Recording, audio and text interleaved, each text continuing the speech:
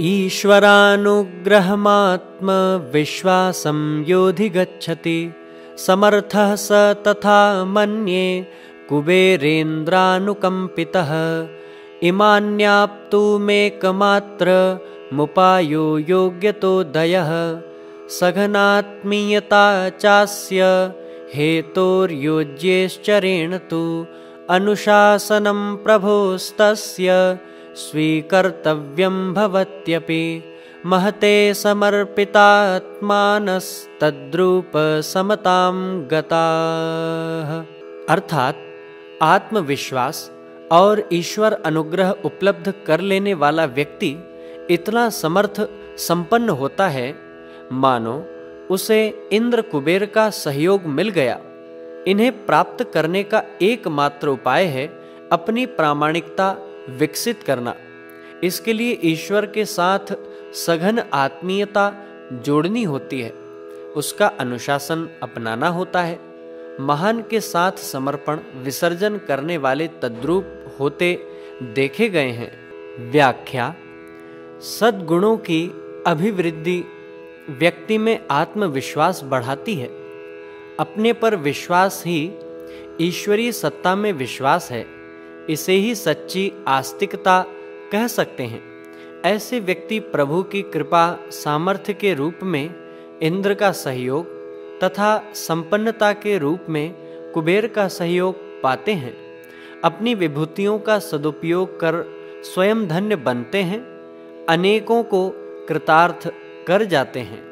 साधनाराधनोपासनानां तु त्रिभिरीश्वरः उपायैर्जीवसत्तायां प्रवेशं लभते ध्रुवम्। देवोपमचरित्रं च निर्मातुं प्रेरयत्यसौ मनुष्यमेतदालोकानुरूपं ये चलन्ति ते भक्ता असीम सामर्थ्य प्राप्नुवन्ति यथा च ते आश्रयं कंचनान्यं तु न भजन्ति मुनीश्वराः सर्वाभ्यश्च दिशाभ्यस्तु वर्षतीव तथाञ्जसा सहयोगोऽनुकूलायां स्थितौ सौभाग्यसंपदा। अर्थात उपासना, साधना, आराधना के 3 उपायों से ईश्वर जीव सत्ता में प्रवेश करता है तथा मनुष्य को देवोपम चिंतन चरित्र विनिर्मित करने की प्रेरणा देता है।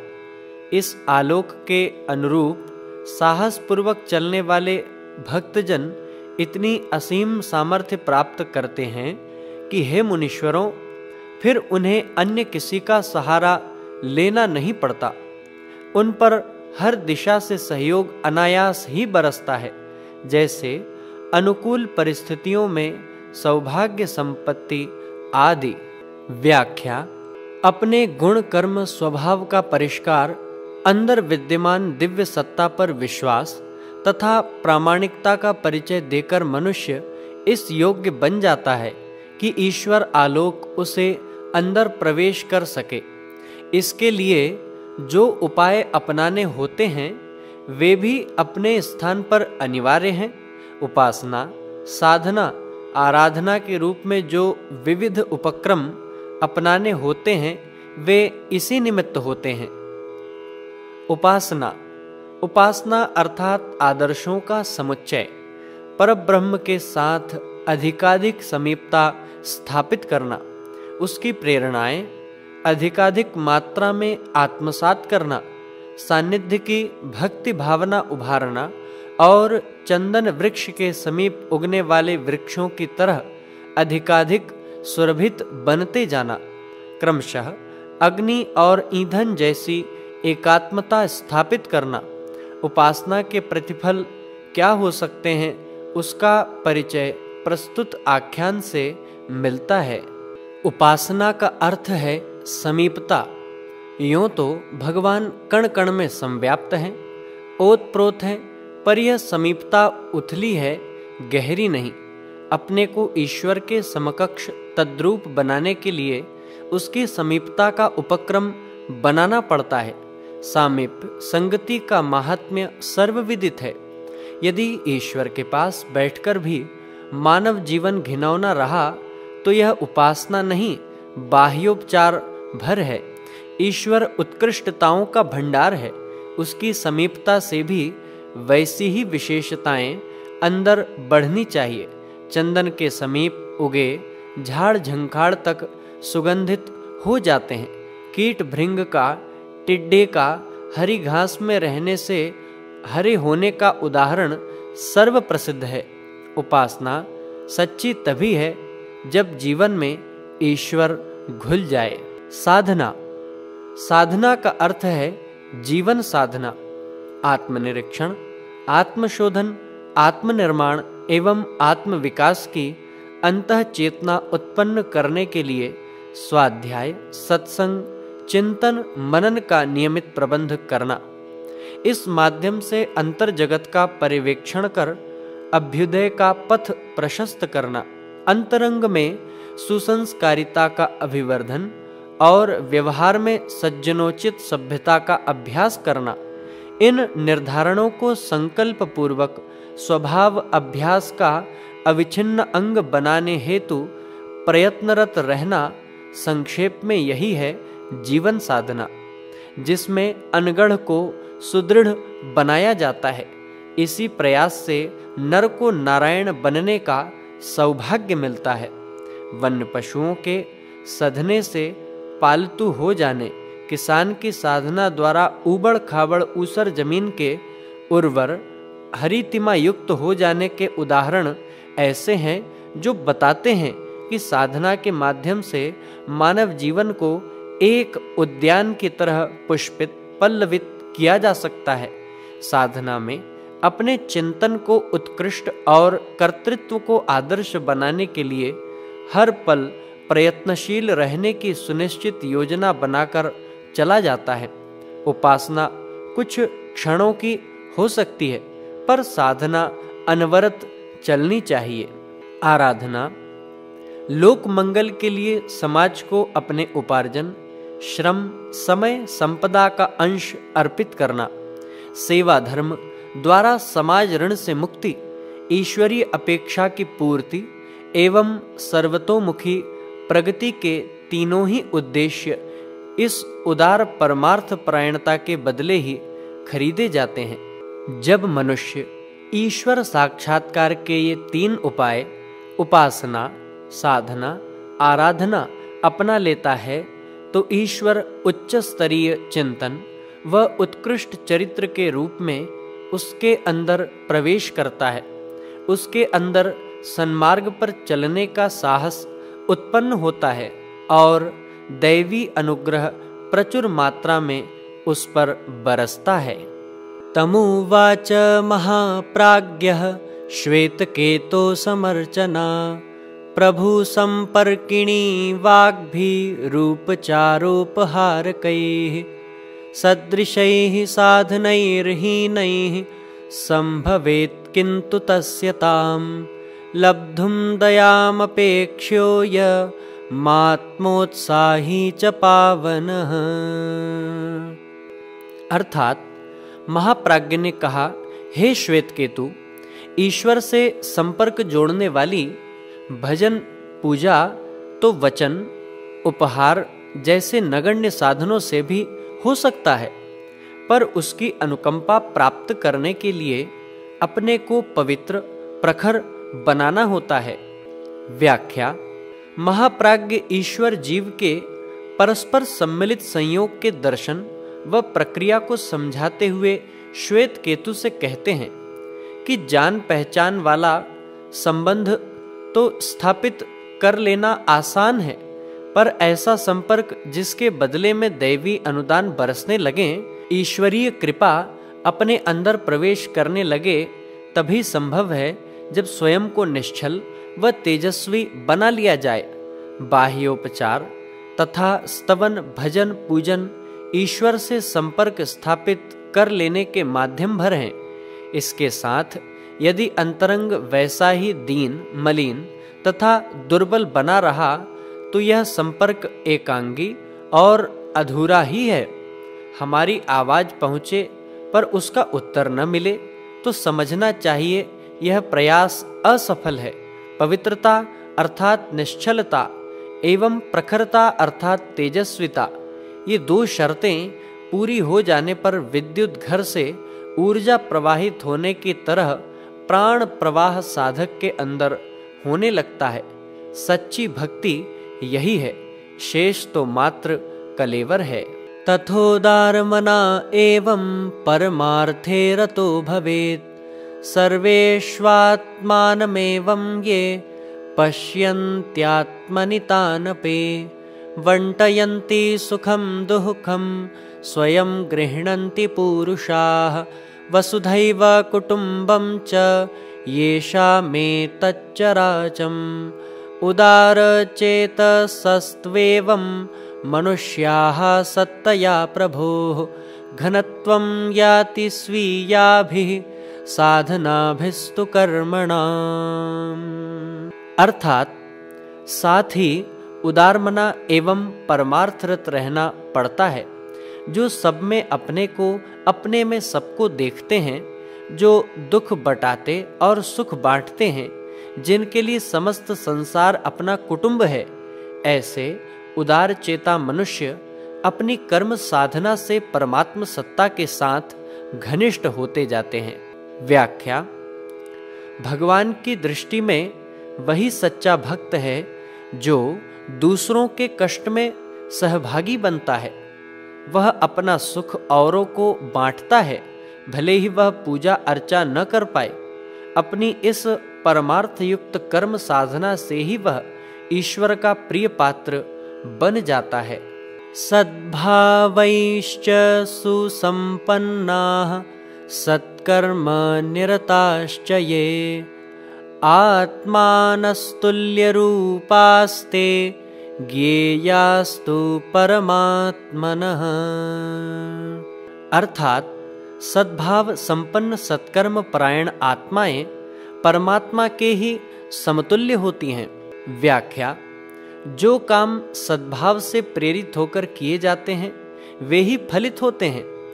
कर्म साधनारत ऐसे ही व्यक्ति देव मानव कहलाते हैं और परमात्म सत्ता का अनुग्रह तथा जन सम्मान पाते हैं। बाबा आमटे एक साधारण वकील थे। चाहते तो अपना गुजारा भली भांति चला सकते थे, परंतु उनके अंतः से निःसृत सद्भाव ने उनकी दिशा धारा ही बदल दी। अपंगों, कुष्ठ रोग से ग्रस्त व्यक्तियों के पुनर्वास हेतु उन्होंने अपना सारा जीवन लगा दिया। उन्हें स्वावलंबी बनाया तथा यह प्रमाणित कर दिया कि दुर्देव को भी चुनौती दी जा सकती है। रोग की चिकित्सा व शल्य क्रिया द्वारा यथासंभव रोगियों को कार्य योग्य बना देने के कार्य में उनके पुत्र व पुत्रवधू ने भी योगदान दिया। शासन व जनता ने सहयोग सम्मान भी। अभी भी वे जिस आश्रम का संचालन करते हैं उसका सारा व्यय तथा आसपास के मीलों के क्षेत्र में रचनात्मक कार्यों का दायित्व ये स्वावलंबी कुष्ठ रोगी ही उठाते हैं। जो भिखारी बन जगह जगह मारे मारे फिरते थे, उनके लिए तो वे देवदूत ही हुए। आत्मशक्तिः पूरिका तु शक्तिः सा परमात्मनः, अपेक्ष्यं बाह्य साहाय्यं महाभाग ततः शृणु, एतत् साधनया सर्वं सिद्धयत्यात्मनि सौम्यतु, परमात्मनि सम्प्रीते प्रीताः सर्वे लमञ्जसा, अयाचितं च साहाय्यं कुर्वते येन चार्जिताः, भक्तश्रद्धा विप्रप्रज्ञा साधुनिष्ठा परार्थगा, ज्ञातव्यं स्त्रोत एवैतत् सामर्थ्यस्य समागतं, तस्य नास्ति किमप्यत्र दुर्लभं ज्ञायतामिदम्। अर्थात हे महाभाग, आत्मबल का पूरक परमात्म बल है। बाहरी सहायता अपेक्षित हो तो इसी एक साधना से और सब सध जाता है। आत्मा और परमात्मा दो को प्रसन्न कर लेने पर और सब अनायास ही प्रसन्न हो जाते हैं तथा बिना मांगे ही सहायता करते हैं। जिसने भक्त जैसी श्रद्धा, ब्राह्मण जैसी प्रज्ञा और साधु जैसी परमार्थ निष्ठा अर्जित कर ली, समझना चाहिए उसे सामर्थ्य और संपन्नता का स्रोत हस्तगत हो गया। अब उसे कुछ भी दुर्लभ नहीं, ऐसा समझना चाहिए। व्याख्या: मानवीय बल सीमित है, अपना पुरुषार्थ तो पूरा किया जाना चाहिए, पर जब इसकी साधना पूरी हो तभी परमात्मा से अनुदान पाने की बात सोचनी चाहिए। आत्मा से वरिष्ठ केवल एक ही शक्ति है, परमात्मा, और किसी से मांगना, याचना करना मनुष्यों को शोभा नहीं देता।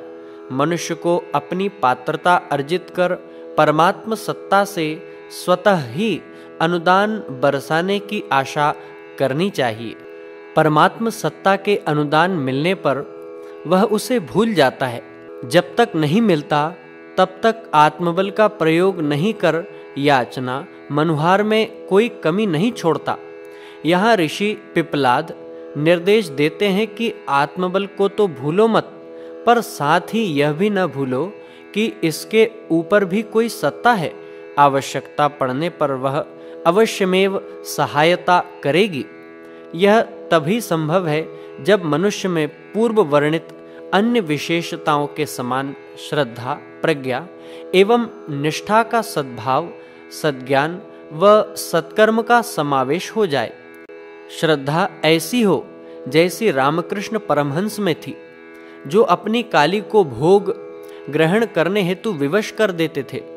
मीरा के शालिग्राम उनसे स्वयं आकर खेलते थे और राजपाट त्याग कर बंधन मुक्ति की दिशा में भक्त के बढ़ने पर प्राण रक्षा हेतु स्वयं अवतरित हो जाते थे। प्रज्ञा अर्थात ऐसी वृत्ति जो व्यक्ति को गांधी, टंडन, बुद्ध के समान अपरिग्रही ब्राह्मण जैसा जीवन जीने को प्रेरित करे, जो अपने लिए कम तथा परमार्थ के लिए अधिकतम बचाने और अपना श्रम भी उसी में नियोजित करने को प्रेरित करे। ईश्वरचंद्र विद्यासागर जैसी प्रज्ञा विकसित होने पर व्यक्ति न्यूनतम में स्वयं का निर्वाह कर लेता है। वह संतोष का जीवन जीकर अपने उपार्जन से कईयों की सहायता करता है। निष्ठा साधु में होती है जो सतत सत्कर्म परायण होते हैं। वेश से नहीं, वृत्ति तथा कर्म से व्यक्ति साधु कहलाते हैं। उनका अंतःकरण सदैव उन्हें परमार्थ हेतु प्रेरित करता रहता है। उदारमना व्यक्ति के अंतः में संकीर्णता के लिए कोई स्थान नहीं होता। साधु जैसी निष्ठा का उदाहरण प्रस्तुत उपाख्यान है। एक संत के पास एक छोटी सी झोपड़ी मात्र थी जिसमें वह सो सकते थे। एक दिन जोरों की वर्षा हुई। किसी ने दरवाजा खटखटाते हुए आवाज दी, क्या अंदर जगह है? संत ने कहा, इसमें एक व्यक्ति सो सकता है, लेकिन दो बैठे रह सकते हैं। आप अंदर आ जाइए। उसे अंदर ले लिया गया और वे दोनों बैठ गए। इतने में ही फिर किसी ने कुंडी खटखटाई, जगह है क्या? संत ने जवाब दिया, यहाँ 2 आदमी बैठ सकते हैं, किंतु 3 खड़े रह सकते हैं। और दरवाजा खोल दिया गया। तीनों ने वह बरसात की रात खड़े होकर काटी। आध्यात्मिक समाजवाद की यह व्यावहारिक परिभाषा यदि मनुष्य अपना ले तो संसार कष्टों से मुक्त हो जाए। अपेक्ष्यन्ते लघूनां तु साहाय्यं महतां कितु उपकुर्याल्लघुस्त्वात्मा महतः परमात्मनः तनैव घनसम्बन्धः कर्तव्यस्तोष्य एव सः अनुकम्पां च तस्यैव प्राप्तं तत्क्रियतां मनः। अर्थात छोटों को बड़ों की सहायता अपेक्षित होती है। छोटा बड़े की क्या सहायता करेगा? आत्मा से वरिष्ठ केवल परमात्मा है। उसी के साथ घनिष्ठता जोड़ने, संतुष्ट करने और अनुकंपा अर्जित करने की बात सोचनी चाहिए।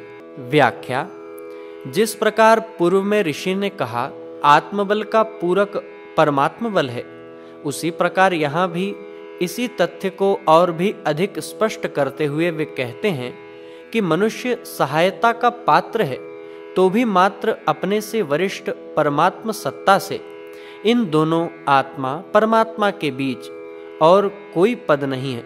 मनुष्य को मांगना चाहिए तो अपने से वरिष्ठ मूल उद्गम स्रोत परमात्म शक्ति से, उसी से अपना संबंध, साधना, उपासना, आराधना आदि उपक्रम अपनाकर जोड़ा और सशक्त किया जाता है। अगर आपको हमारी यह वीडियो पसंद आई हो तो कृपया इसे लाइक, शेयर व कमेंट अवश्य करें। साथ ही हमारे YouTube चैनल ऋषि चिंतन को सब्सक्राइब भी करें। साथ ही बेल आइकन को भी प्रेस कर दें ताकि आने वाली सभी वीडियोस की नोटिफिकेशंस आपको मिलती रहें। धन्यवाद।